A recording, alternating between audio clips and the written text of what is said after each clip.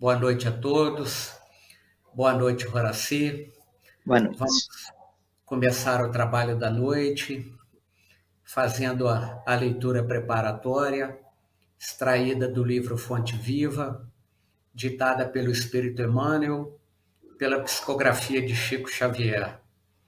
A lição de número 145, chamada Guardai-vos dos cães. Guardai-vos dos cães. Paulo, Filipenses capítulo 3, versículo 2. Somos imensa caravana de seres na estrada evolutiva, a movimentar-se sob o olhar do divino pastor, em demanda de esferas mais altas. Em verdade, se prosseguimos caminho afora, magnetizados pelo devotamento do condutor divino, inegavelmente somos também assediados pelos cães da ignorância, da perversidade, da má-fé.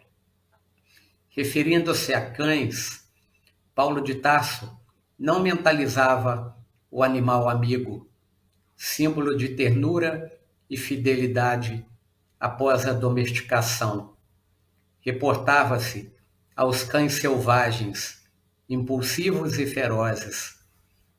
No rebanho humano, encontraremos sempre criaturas que os personificam. São os adversários sistemáticos do bem. Atassalham reputações dignas, estimam a maledicência, exercitam a crueldade. Sentem prazer com a imposição tirânica que lhes é própria.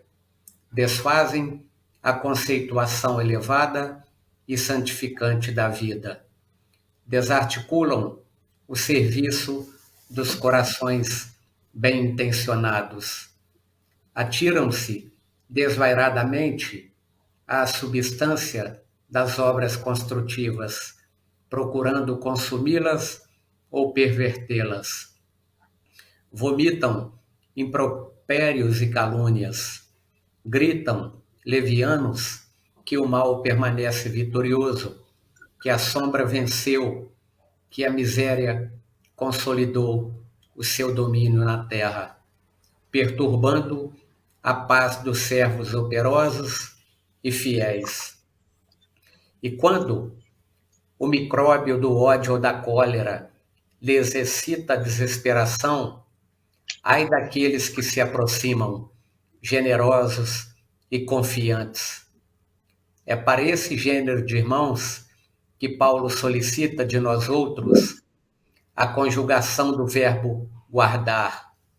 Para eles, pobres prisioneiros da incompreensão e da ignorância, resta somente o processo educativo, no qual podemos cooperar com amor, competindo-nos reconhecer, contudo, que esse recurso de domesticação procede originariamente de Deus. Com essa bela lição, então, de Emmanuel, nos trazendo aqui uma passagem da Epístola de Paulo aos Filipenses, a gente começa os trabalhos da noite, então vamos nos preparar para a prece. Senhor Jesus, em mais uma noite que estamos para estudarmos, Senhor, sob a luz da doutrina espírita, o Evangelho do Senhor. Que nós possamos, Senhor, estarmos receptivos aos ensinamentos e às discussões que aqui iremos receber e que os ensinamentos, Senhor, que nos propormos a receber possam ser bem aplicados na obra da vossa seara, porque sabemos, Senhor, que todo conhecimento adquirido sem um aproveitamento que lhes é devido é como a riqueza que não tem nenhuma serventia. Que nós possamos, Senhor, nos livrar de qualquer sentimento de leniência, de espera ou de preguiça, e que nós possamos, neste momento em que nos encontramos na transição planetária, nos colocarmos à disposição, Senhor, do trabalho na transformação do nosso planeta, no planeta que ambicionamos morar. Que nós, Senhor, saibamos darmos bom aproveitamento a essa oportunidade encarnatória que recebemos neste momento, nesse país, que nós saibamos, acima de tudo, fazermos por onde sermos chamados de cristãos, Senhor. Pedimos então a Ti, a Deus nosso Pai, a Eurípides Barçanufo, mentor da casa, e a boa espiritualidade amiga que inspire a nossa irmã Horaci, para que ela possa expor os ensinamentos de mais alto de forma brilhante e inspirada. Com esses pedidos, então, damos por iniciado o estudo da noite, dizendo graças a Deus. Então, Horaci, passo a palavra para você. Daqui a pouquinho estamos de volta. Muito obrigada, Gleison. Muito obrigada ao grupo de apoio holístico Eurípides Barçanufo. É com grande alegria que, mais uma vez, estamos juntos. E não podemos, de forma alguma, negar a multidão que nos acompanha. Feche os seus olhos agora e convida os seus amores, amigos espirituais para entrarem na sua casa e participarem conosco nesse encontro da noite, neste maravilhoso banquete que já começou a ser servido. Jesus está presente, Maria, os anjos que nos protegem, que nos guiam, os nossos amores que estão do outro lado da vida. Até um amigo me perguntou, você não fica depressiva em pensar que você está sozinha falando numa sala? Mas eu falei com ela, quem te falou que eu estou sozinha? Não estou, a minha sala está repleta. Eu estou numa sala grande, já abri a porta e já entraram. Estão aqui conosco, nos ajudando, meu anjo guardião ao meu lado, o mentor do nosso trabalho, Eurípides Barçanufo, esse trabalhador incansável do Cristo, que vibra e luta por todos nós, junto a Jesus. É com grande alegria que estamos nesse batalhão. E Jesus conta conosco. Jesus conta conosco, não tenhamos dúvida disso. Desde o primeiro momento em que ele fez parte da reunião de espíritos elevados, que o Pai entrega a ele, ao nosso planeta, para ele ser o governador, e ele está próximo de nós.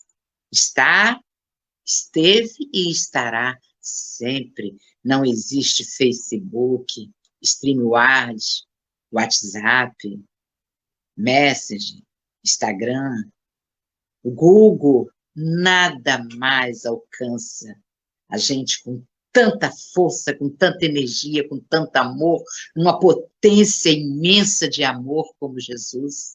Ele nos sonda, ele sabe tudo que levamos em nós, ele nos conhece, ele nos reconhece na multidão, porque ele disse que nenhuma ovelha confiada a ele ficaria perdida. E ele fala conosco a cada minuto, que é o nosso tema. Jesus conta conosco, aonde nós estivermos, como a prece linda feita pelo nosso irmão, de um trabalhador, de um cristão.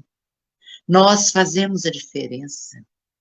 Nós somos capazes de mudar a psicosfera de um lugar com a energia de amor que trazemos em nós. Em cada momento de nossas vidas, ele sempre esteve e estará. Devemos, no primeiro momento, na hora que nós abrirmos os nossos olhos pela manhã, agradecer a Deus, agradecermos a Jesus pela sua misericórdia, pelo seu amor, elevar o pensamento ao alto e agradecer por mais esse dia e colocar o crachá. Aonde você estiver, será visto o crachá trabalhador de Jesus. Isso espanta, o agrega, o vem, trabalhador de Jesus. E sejamos dignos disso. E Ele conhece as nossas fragilidades, Ele conhece os nossos esforços, Ele sabe das nossas quedas, Ele sabe dos nossos propósitos a cada dia.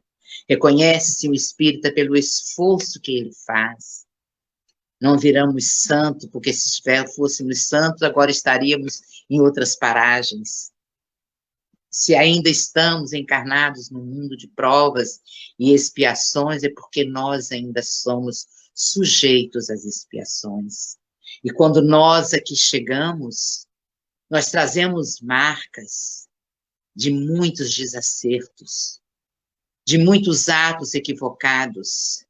Nós trazemos, e trazemos acima de tudo, a proposta, a certeza em nós, que nós vamos conseguir vencer cada expiação. Porque nós que estamos aqui, estamos no mundo de expiação, de provas, mas nós também estamos construindo, nós estamos planejando o nosso processo reencarnatório. Então, eu tenho certeza que a expiação maior que eu trouxe foi a perda do meu filho. Mas existe em mim virtudes que foram colocadas pelo Pai, que são as provas que eu vou utilizar, que eu vou fazer para consertar o que eu fiz para passar por essa expiação. Expiações de doenças difíceis cura, expiações de perdas, expiações diversas que o nosso mundo ainda vive, a confusão que ainda vivemos, mas eu trouxe em mim a semente da resignação, da fé, da esperança, de fazer melhor hoje para eu não passar por tudo que eu estou passando hoje numa próxima experiência reencarnatória. E da onde eu vou tirar essas sementes para eu poder enfrentar as expiações dolorosas? Porque expiar é corrigir, expiar é refazer, expiar é fazer de novo de forma diferente.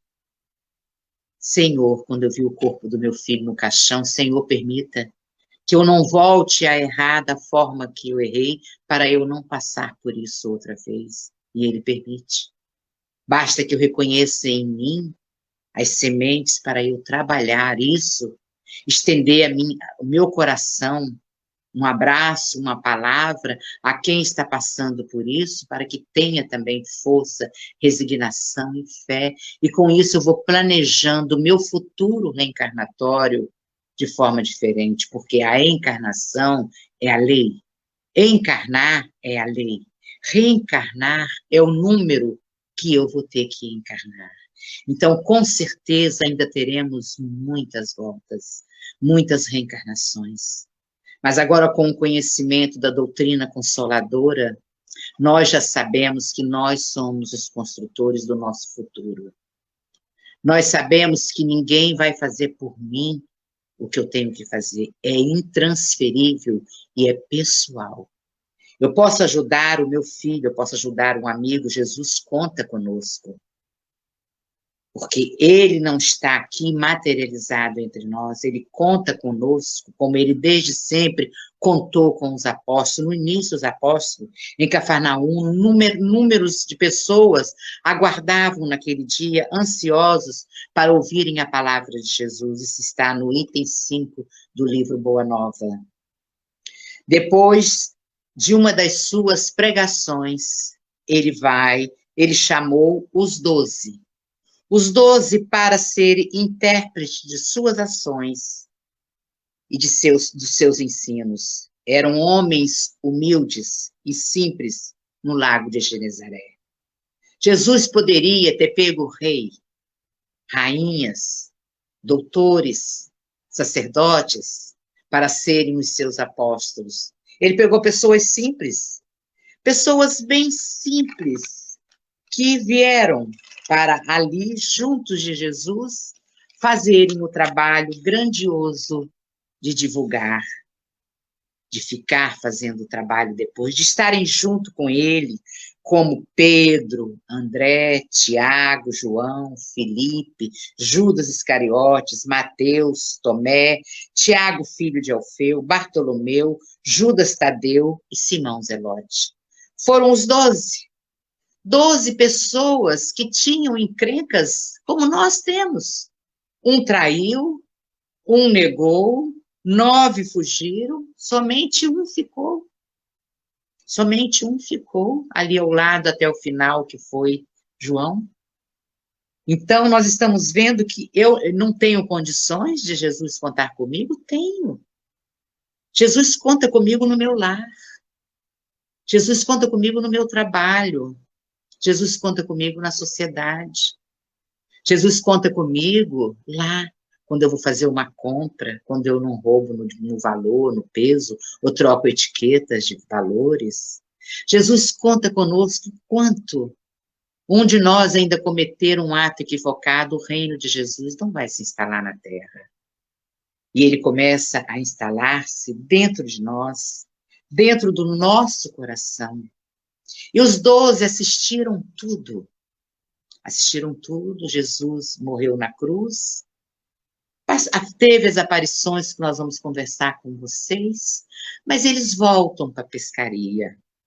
Simão Pedro volta a pescar. Já tinha perdido um pouco da sua agilidade, já não tinha mais agilidade em jogar a rede, porque foram 3 anos ausentes. Já não tinha mais a destreza de pescar, a intuição de saber se jogava para a direita, se jogava para a esquerda. O pescador, eu moro em Cabo Frio, e eu fico observando quando os pescadores ficam na duna mãe, que é uma duna maior que tem aqui na Praia do Forte, eles ficam lá observando, e eu fico de cá olhando. De repente eles descem, pegam o barco e vão, porque de longe eles viram o cardume. E eles aprendem isso. Só que Simão Pedro tinha perdido, João, Tiago, os outros também. Aí eles ouvem aquela voz conhecida: joguem a rede para a direita. Automaticamente eles jogaram a rede para a direita. Mas Simão Pedro conheceu a voz.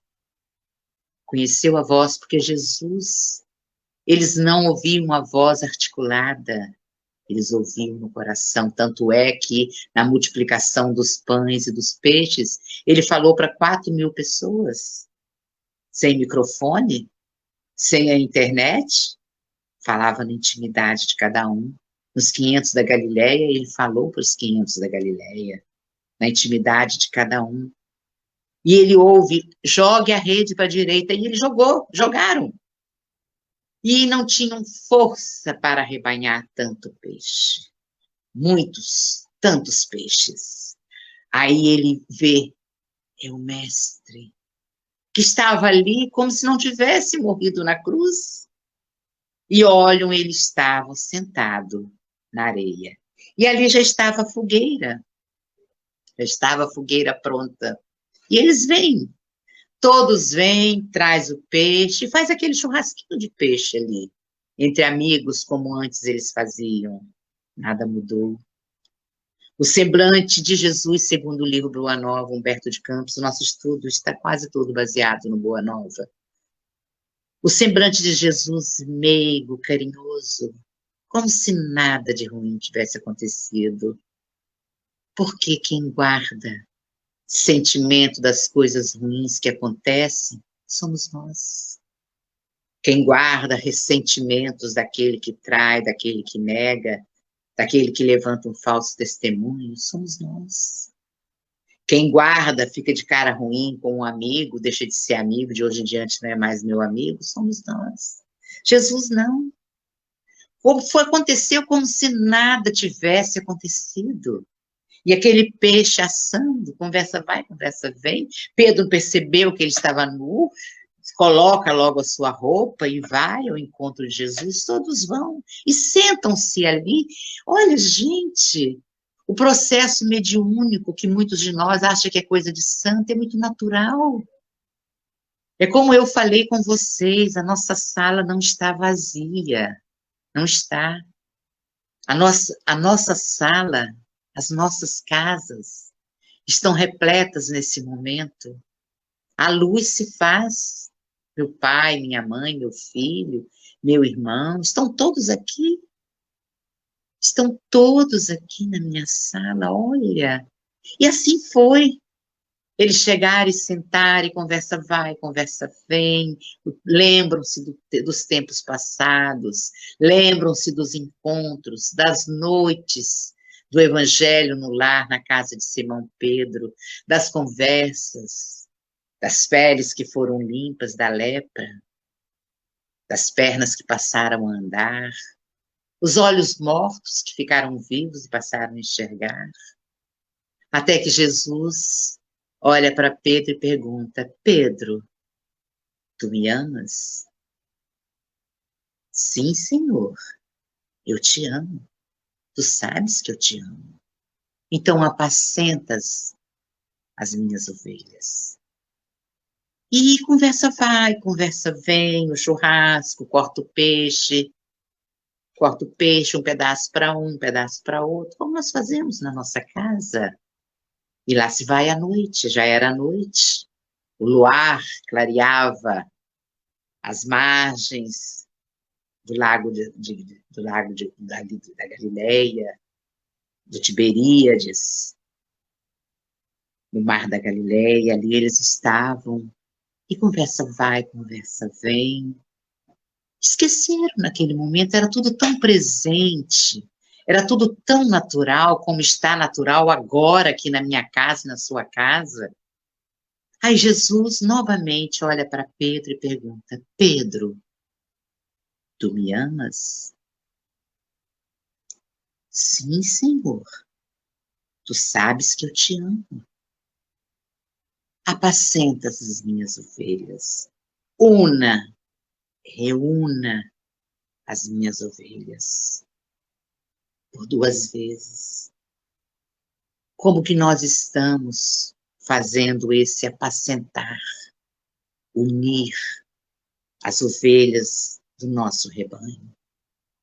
Muitos de nós estamos na mesma casa e nem nos falamos. Muitos de nós entramos e saímos num elevador e não damos um bom dia, uma boa tarde. Entramos num local de trabalho, não nos cumprimentamos, apacentamos, unimos, separamos. E Jesus conta conosco nesse apacentar? Ou só contou com Pedro? Com João, com Tiago, com André? Só contou com eles?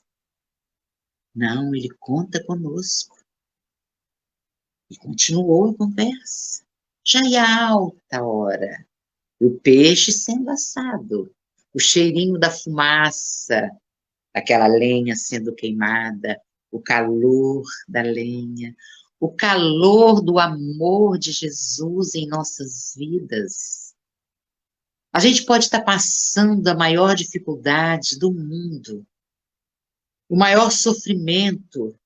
Se a gente acalmar a nossa angústia e ouvir: tu me amas, Senhor, tu sabes que eu te amo.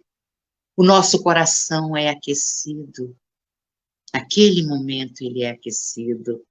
Acelera pelo amor de Jesus, pelo amor dos anjos que nos protegem, que nos guiam. Imagine quanta proteção. E Jesus conta conosco. Porque Jesus não vai se materializar agora aqui, como ele se materializou naquele momento lá, no lago de Genezaré. Ele não vai.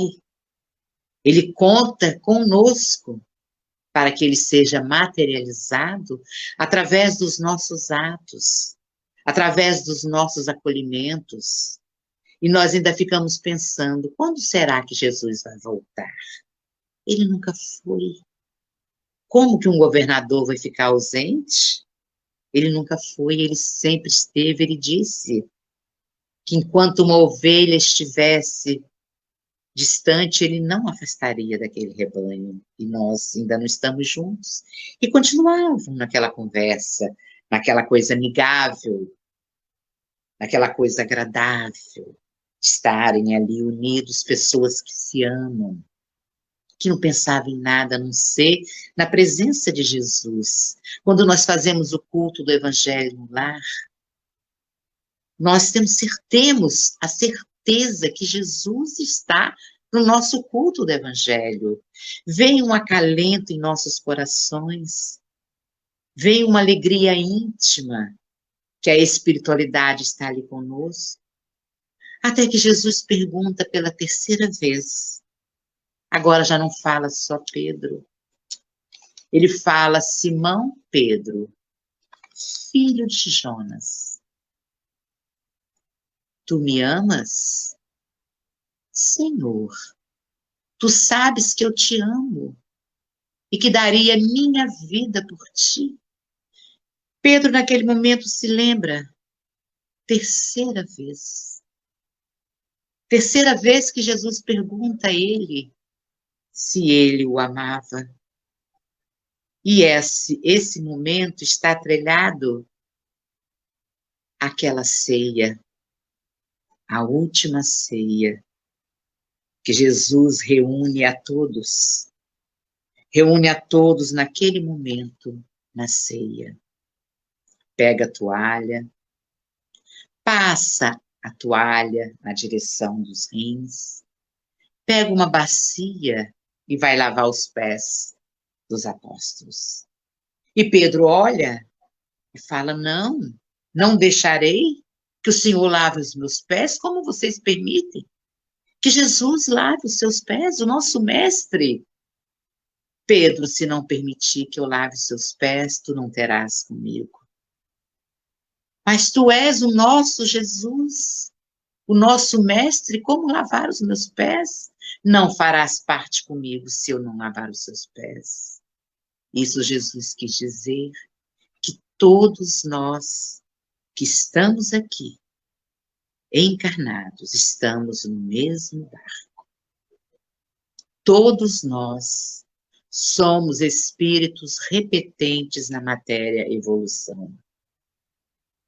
Temos que ter a humildade, a simplicidade. Ninguém aqui é melhor do que ninguém espiritualmente. Somos repetentes. Pode ser que tenha alguém aqui com mais poder aquisitivo, com mais formação acadêmica, mas todos nós somos iguais. Se não permitir que eu lave os seus pés, não fará parte comigo. E ele é muito além de todos nós. Mas ele se fez simples, como um escravo, porque quando a visita chegava na casa, o escravo vinha com a bacia e lavava os pés sujos para tirar as poeiras das chinelas que eles usavam, das sandálias. Isso era uma tarefa de escravos. E Jesus toma os pés. Jesus lava 24 pés, 12 pares. Lavou Judas, sabendo que Judas ia fazer o que fez. Lavou de Pedro, sabendo que Pedro ia negar. Lavou de Tadeu, lavou de todos, quem não fosse reconhecer, daqueles que ficariam perdidos. Ele lavou cada pé. Não fez diferença alguma em nenhum deles. Muitas vezes nós nem olhamos. Aí lavou os pés de todos e sentam-se à mesa. Sentam-se ele e os mais 12. Sentam-se ali. Aí Jesus diz que um iria traí-lo. Quem? Quem será capaz de fazer isso, Senhor? Não, não serei capaz. Pedro, não diga isso. Porque antes que o galo cante pela primeira vez, tu há de me negar 3 vezes. Como, Senhor Pedro? Cala-te, pois que as trevas está te envolvendo para que tu tombes, para que tu caia. Assim somos nós. Nesses processos de idas e vindas, quantos inimigos desencarnados nós temos, quantos desamores. Nós participamos de coisas, se nos fosse possível lembrar, ficaríamos com vergonha. Até de coisas atuais dessa encarnação, já começamos a nos envergonhar de algumas coisas. Imagine o que fizemos há 1000 anos atrás, há 2000 anos atrás, há 3000 anos atrás. Então, eles estão nos cobrando. É o orai e vigiai. Quando Jesus diz, não poderás tomar parte comigo. É o orai e vigiai que devemos ter. Um há de me trair, mas quem? Quem será? E começa aquela dúvida entre os apóstolos. Jesus não fala. Serve na ceia o vinho, parte o pão, divide o pão, compartilha o pão da vida com todos. Com todos eles ele compartilha o pão. E Judas levanta e sai, vá e fazes. Judas foi. E Jesus toma Pedro, Simão Pedro, Tiago e André e vão para o horto. Vão para o horto. E lá Jesus vai orar. Os três sentam-se. Os três sentam-se ali logo, naquela coisa formada pela própria montanha, pelo próprio morro. Senta os três ali. E Jesus se distancia um pouco. Se distancia um pouco e vai orar no horto.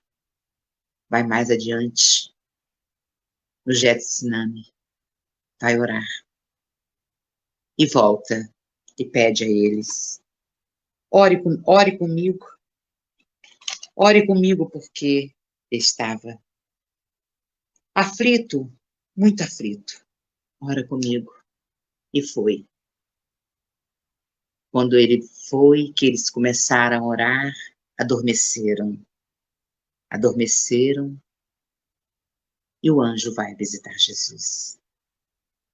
E Jesus volta e fala novamente com eles. Não puderam orar comigo nem um momento. Eles estavam com sono. Não puderam orar nem um momento com Jesus. Orem comigo. Vigiem comigo. E eles dormiram. Quantas vezes nós adormecemos? Uma pessoa está passando por uma dificuldade muito grande e nós não estendemos uma palavra de conforto. Nós não tentamos ajudar através de uma prece, através até de uma ajuda financeira, por menor que seja.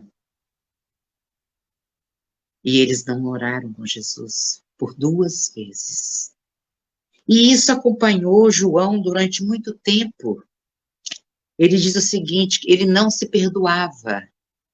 Anos a fio, todos já tinham morrido, e João não se libertava daquela culpa. Vou ler para vocês. João nunca se perdoou por não ter ficado acordado e orado no horto com Jesus. Por que dormira? Por que ele dormiu? A ele que tanto amava Jesus, por que ele dormiu?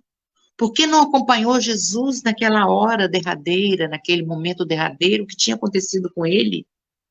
Onde a alma de Jesus parecia ser apunhalada, aquela imensa angústia, por que ele não conseguiu? Isso acompanhou João. João morreu velho, desencarnou velho, já bem idoso.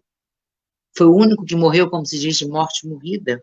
O tempo passou e a culpa ficou. Um traiu, um negou, 12 fugiram e a culpa acompanhou João. Certa noite, Jesus veio ter com ele, após muito tempo, e falou: João, João. A minha soledade no horto é também um ensinamento do Evangelho e uma exemplificação. A solidão dele, ele ter ficado sozinho também. Não tinha um levantar do dedo de Jesus que não tivesse uma explicação. Um olhar de Jesus que não tivesse uma explicação. E ele diz, ali naquele momento também, foi uma exemplificação. Ela explica aquela soledade dele, explica que cada espírito na Terra tem de ascender sozinho. Tem que ascender sozinho ao calvário da sua redenção. Muitas vezes abandonado pelos entes mais amados do mundo. Como acontece isso? Como acontece? Abandonamos os idosos por não ter tempo. Abandonamos os filhos dentro de casa por não ter tempo. Abandonamos os amigos, porque não é mais interessante. Ele nos diz aqui, aquele abandono naquele momento. Pedro, João e Tiago amavam Jesus. E o sono veio, e foi uma explicação, ele continua. João compreenderá que a sua marcha tem que ser solitária, uma vez que seus familiares e companheiros se entregam ao sono da indiferença. Olha essa passagem do Boa Nova. Companheiros e familiares se entregam ao sono da indiferença. Quantos filhos a gente vê que abandona a mãe, abandona o pai. A luta daqueles serizinhos. O filho não lembra que a mãe gerou, que a mãe amamentou, que a mãe educou, passou noites a fio com amor, que o pai trabalhava 8, 10, 12 horas para trazer o sustento para dentro de casa. E a indiferença, como ele diz, e como ele disse aqui na frente, explica que cada espírito na Terra tem que ascender sozinho. Eu posso ser sepultada do lado de uma pessoa que viveu comigo uma vida. Mas na hora que chegarmos no plano espiritual, cada uma segue a sua direção. Sozinho. A oração de um ajuda o outro. Mas quando chegarmos lá, vamos estar sós com a nossa consciência. Sozinhos com a nossa consciência. Assim conclui Jesus com João. Assim, aprendendo a necessidade do valor individual do testemunho. Nunca deixe de orar e vigiar. Pode ter sido abandonado, a indiferença dos amores, a distância dos seres amados, a desencarnação dos seres amados, mas nunca, nunca seremos abandonados por Jesus. Pedi e obtereis, nunca esqueça do orai e do vigiai. E Jesus, logo eles acordaram, depois que Jesus pergunta pela segunda vez, e chegam os soldados. Chegam os soldados acompanhados de Judas, e Judas dá o beijo na face de Jesus para entregá-lo, e eles vão pegá-lo, e Pedro lança da espada e corta a orelha de Malco. Jesus diz a ele, Pedro, embanha a sua espada, que quem ferir pela espada perecerá. Aí está a lei de causa e efeito, ação e reação. Passamos hoje pelo resultado daquilo que fizemos ontem. Ninguém passa pelo que o outro fez, e sim pelo que nós fizemos.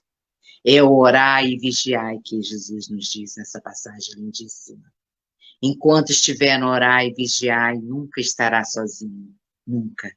Ele estará conosco. E Jesus pega a orelha de Malco e coloca no lugar a orelha direita. E é levado Jesus. Passa por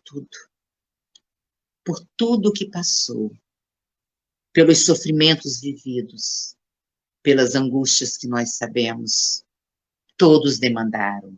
Alguns fugiram. Outros trocaram a roupa para não serem conhecidos. E Pedro, por 3 vezes, ele é um dos acompanhantes de Jesus. Não, não sou eu. O outro diz, é ele sim, um dos seus apóstolos? Não, não conheço, não sei quem ele é. E pela 3ª vez ele ouve o galo cantar. E ele nega outra vez. Não, nunca vi, não conheço, nunca estive com ele. E o galo canta pela 3ª vez. E Pedro sai desesperado. Não por desamor. Não pelo desamor. Porque o amor existia, mas o medo nos trava. A insegurança nos trava. Há quanto tempo nós estamos vivendo a doutrina consoladora? Há quanto tempo nós estamos estudando as obras da codificação? Há quanto tempo nós aprendemos sobre os princípios básicos da doutrina, que Deus é amor, que Ele não é um pai que condena, nem absolve. Ele é um pai amoroso, não é um juiz que condena nem absolve, Ele é um pai amoroso. Deus que saiu de um altar da parede de tijolos, está dentro de nós. Figuremos Deus como um fluido cósmico universal que preenche o universo e penetra em toda parte da criação. Que Deus está em mim. Deus está em toda parte, naquele que comete o maior crime, naquele que ainda não cometeu nessa encarnação, um anjinho, uma criança, ele está na borboleta, ele está no criminoso, ele está no verme, ele está no anjo. Tudo é da criação. É a inteligência suprema, a causa primária de todas as coisas. E Jesus nos fala da imortalidade da alma. E nós estamos vivendo isso. E a doutrina nos fala da volta à carne, quantas vezes forem necessárias, pelo processo, pela lei da encarnação, reencarnar, quantas vezes forem necessárias. E eles fogem. Nós fugimos. Nós nos camuflamos. Nós tomamos valores equivocados. Quantas vezes? Estamos vivendo um período difícil no nosso país, esse momento que nós estamos vivendo até o dia 2 de outubro, esse momento contra a confusão, mortes. Será que nós estamos pensando realmente no que pode ser melhor, ou que pode ser melhor para mim, ou melhor para o nosso país? O coração do mundo, a pátria do Evangelho. Vamos pensar nisso. Vamos analisar os nossos valores, ou vamos continuar negando a Jesus? E Jesus vai e aparece a Maria Madalena, aquela que era discriminada, e diz, vá, diga aos outros que eu não morri. Jesus, és tu, Rabone? Sim, sou eu, Maria. Vá e diga aos outros que eu não morri. E ela vai e diz. E Pedro, pela própria culpa de ter negado Jesus, ele diz, mas por quê? Que ele falou a você, ele mandou recado por você? Uma mulher não mandou por João, o outro diz por Pedro, por Maria, sua mãe, mandou logo por você? E eles não aceitam ela para ela ficar junto deles por ser uma mulher de uma vida equivocada, que tinha medo que ela retornasse ao seu passado. Não aceito, Boa Nova nos descreve no capítulo de Maria e Madalena.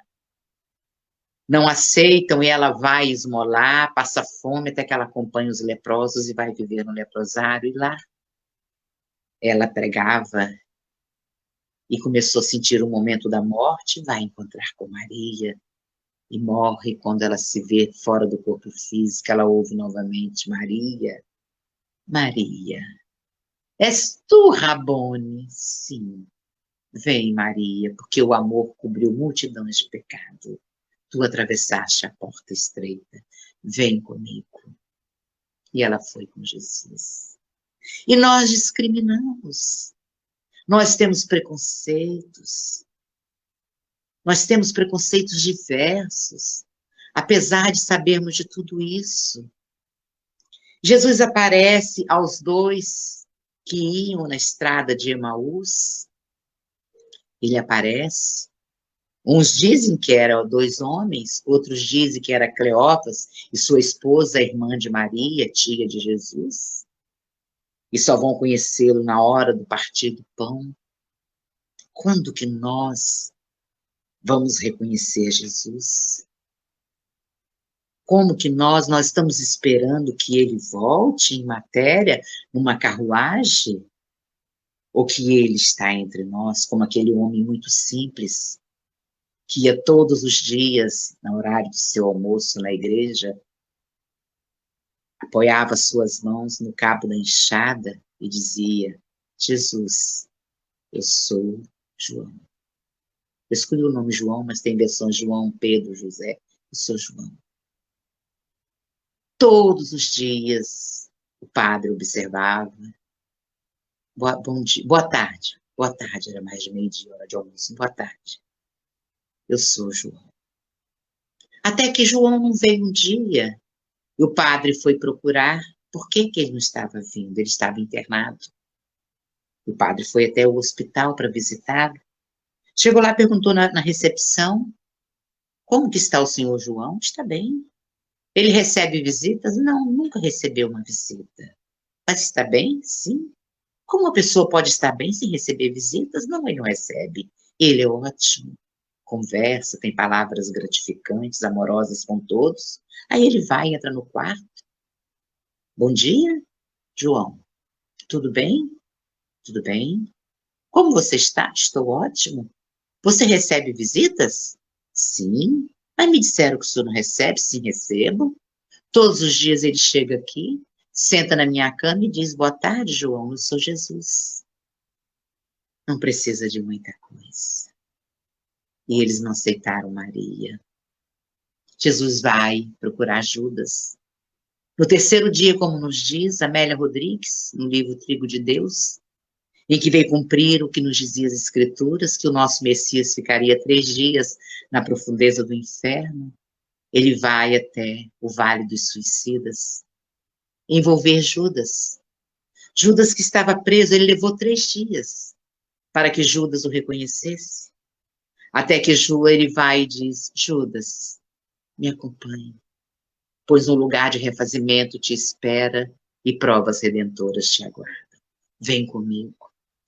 Esse é Jesus. Ele aparece para Tadeu, para Tomé, mostra a marca para que ele acreditasse que era ele. Será que nós precisamos que ele mostre as mãos agora, a gente veja que era ele? Que é ele? Será que você tem dúvida que Jesus está aqui conosco agora, nesse momento? Eu não tenho.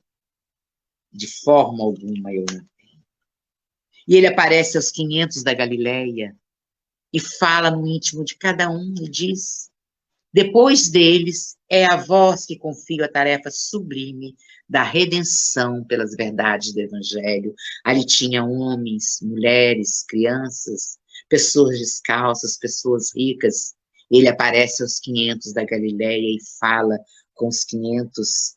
Eles serão os semeadores, eles foram os semeadores, os apóstolos. Mas vocês serão fermento divino. Serão todos vocês o meu refúgio nas igrejas mais estranhas do mundo.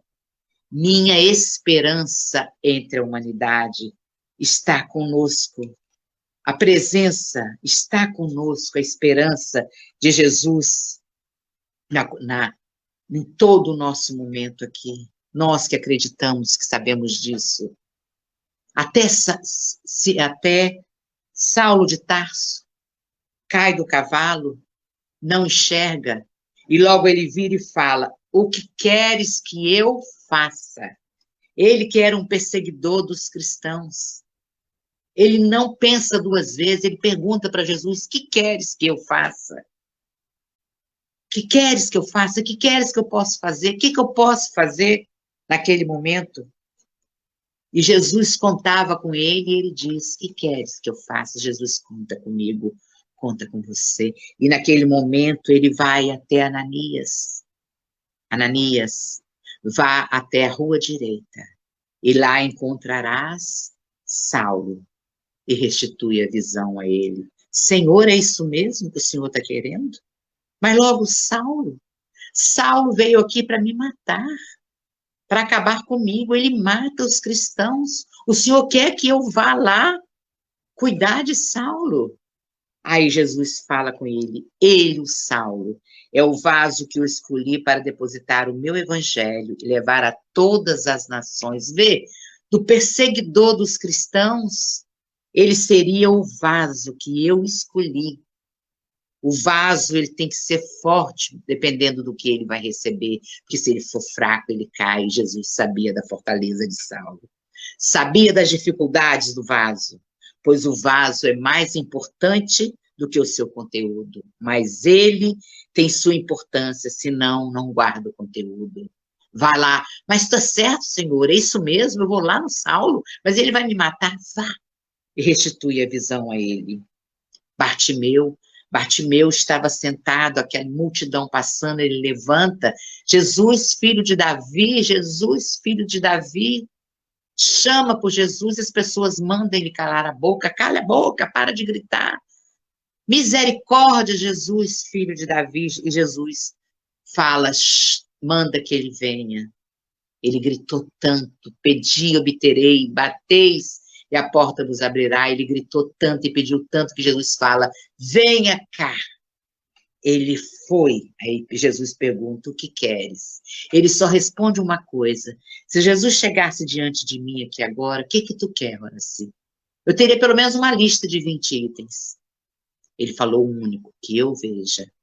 E termina o evangelho. Dali, Bartimeu seguiu Jesus até o fim. E nós vamos ver também Dimas, o ladrão, que estava ao lado de Jesus.